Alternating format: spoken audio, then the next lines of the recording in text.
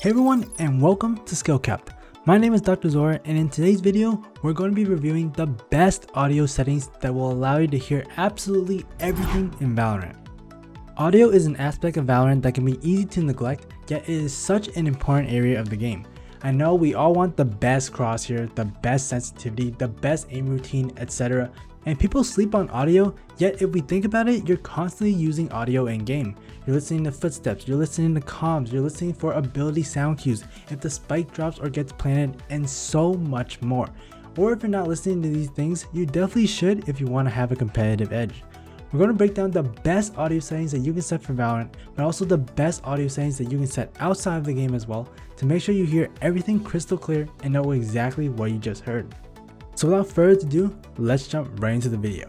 Starting things off with our question of the day, what are you using to listen to audio currently? There's going to be a huge topic for discussion today, as your equipment is going to be a big factor in how good your audio is going to be. If you don't have the right equipment, regardless of what settings you end up using, you won't be able to fully maximize the audio to sound like it should. We're curious what the community is currently using, so make sure to drop a comment below. And if you aren't using anything in particular, simply state that you're using regular speakers that are built into your PC or laptop, or maybe you don't even turn on your audio, which is a big issue for a game like Valorant. First off, the most important audio setting in Valorant currently is head related transfer function, also known as HRTF. You can find this setting by navigating to the audio tab, and the very last option on sounds is HRTF.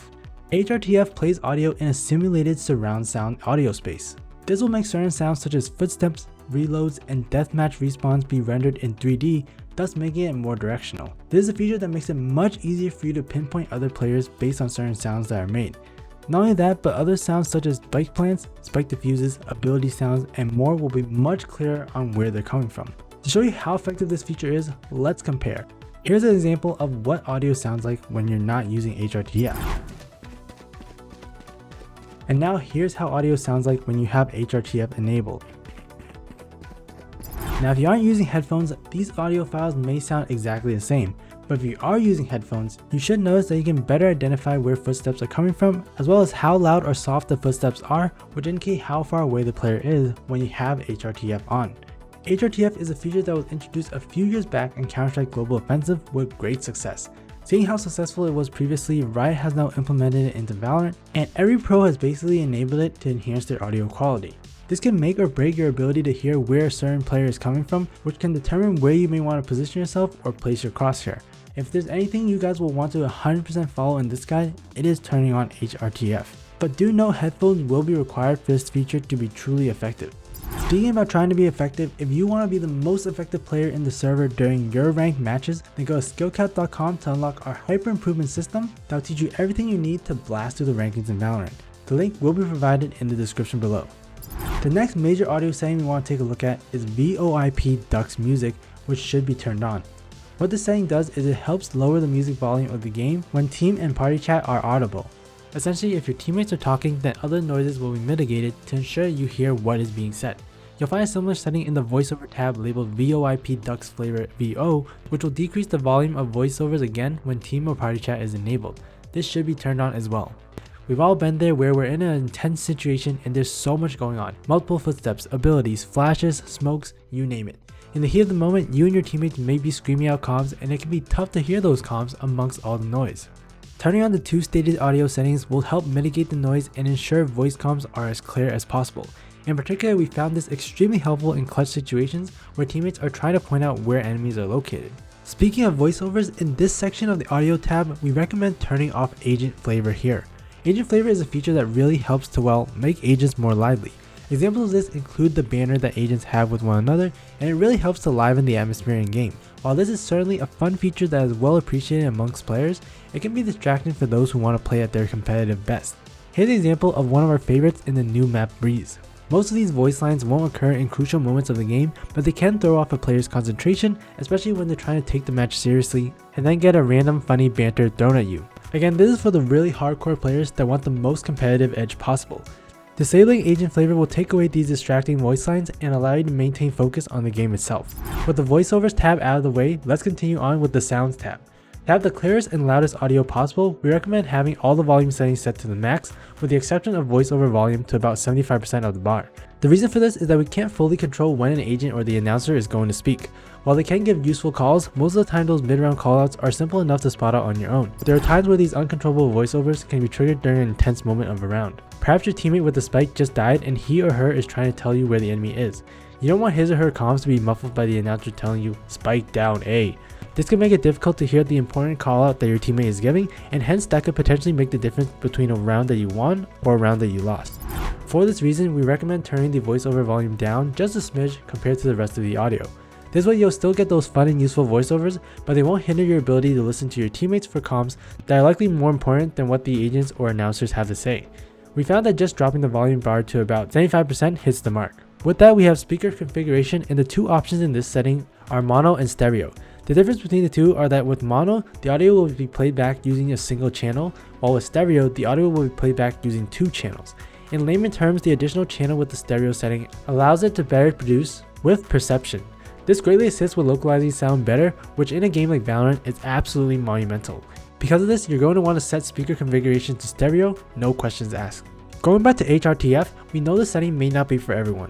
Most players do like it, but we found that a number of individuals just couldn't get into it and found that their sense of direction was actually worse after turning the setting on. For those first using HRTF, it will definitely feel a bit off, but eventually most people will get used to it and notice the difference. However, there are going to be people who are unable to adapt and have to turn the setting off.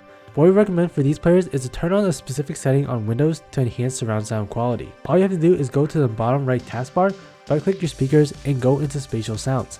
From there, turn on Windows Sonic for headphones. This setting creates greater surround sound and essentially mimics the effects that HRTF produces. Let's take a listen.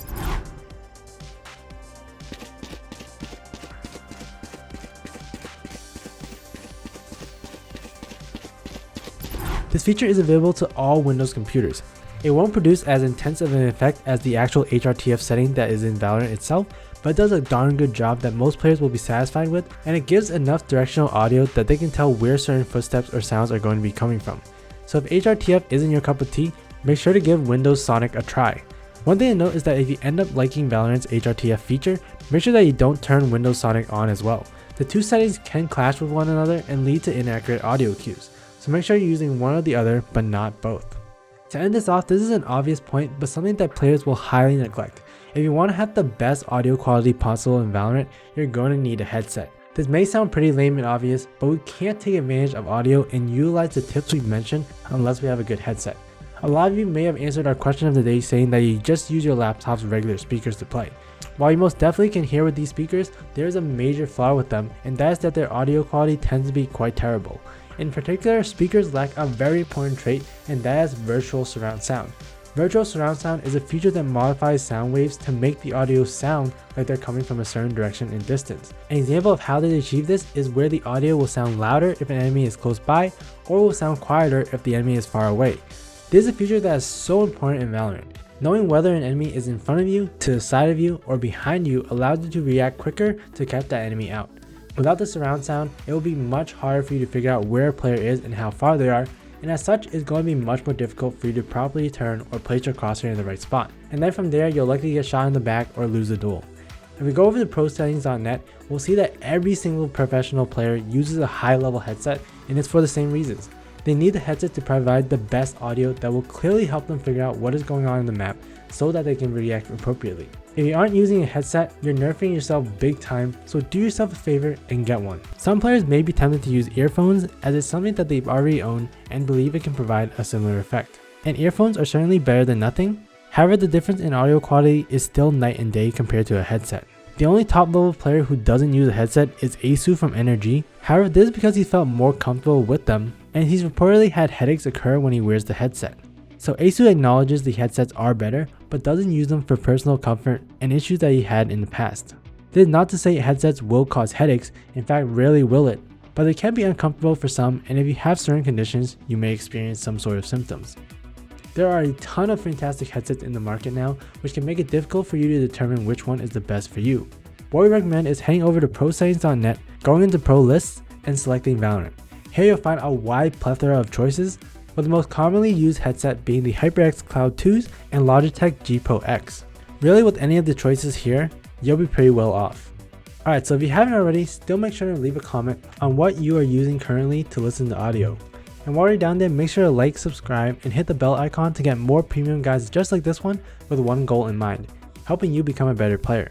We here at SkillCapped want to thank you for watching. We'll catch you in the next. I'm Dr. Zora, and good luck out there.